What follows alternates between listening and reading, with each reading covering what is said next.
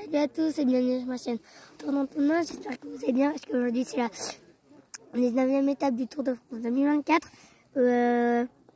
Zola 2000, une belle étape de 145 km, enfin une étape un peu de repos.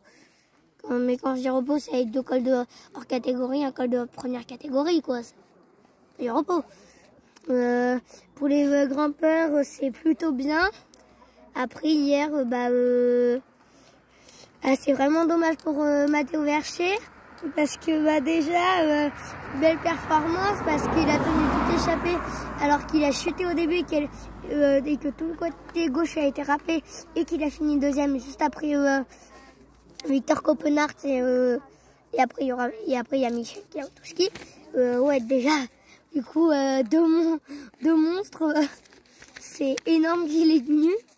Du coup, ouais, je voudrais vraiment le féliciter parce que ils ont beaucoup plus d'expérience que lui.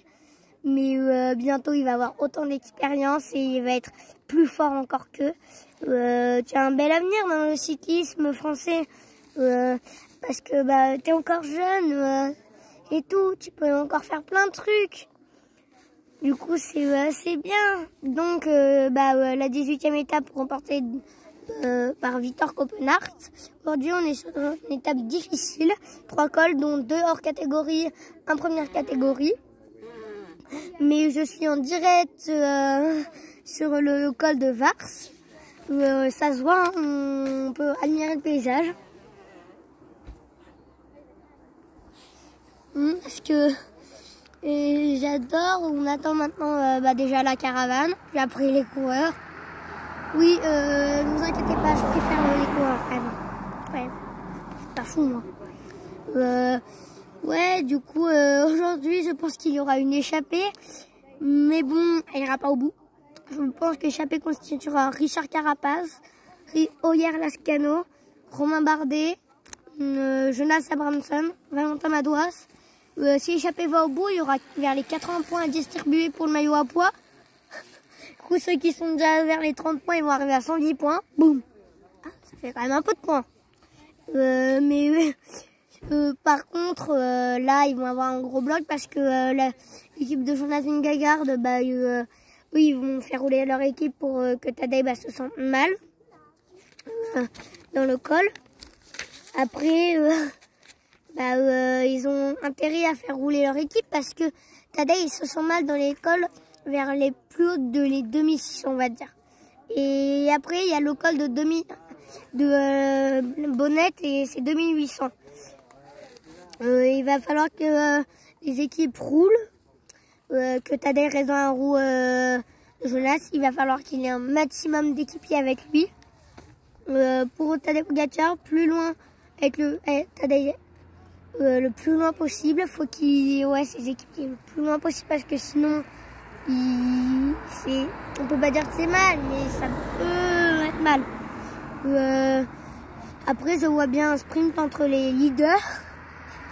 Et non, un sprint massif. Poggi, Vingegaard, Remco. L'étape est dangereuse pour Tadej. Parce que la cime de Bonnet est à plus de 800 mètres, de 1800 mètres. C'est énorme. Ça peut compliquer les choses, mais Tadej a quand même 3 minutes 12 d'avance sur Jonas. Du coup, il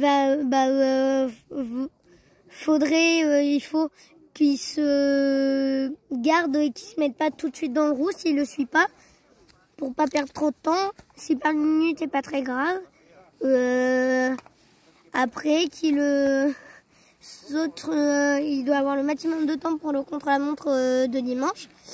C'est sur un même profil que l'an dernier, où Jonas a pris beaucoup d'avance et gagné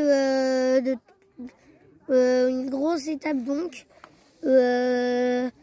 Où Jonas, faut qu'il prenne le moins de temps possible à Tadej, comme ça Tadej n'aura plus beaucoup de temps contre la montre et c'est la seule issue possible pour que Tadej gagne. Bon, même s'il est très très fort. Je vous dis à bientôt pour une nouvelle vidéo. Allez, ciao.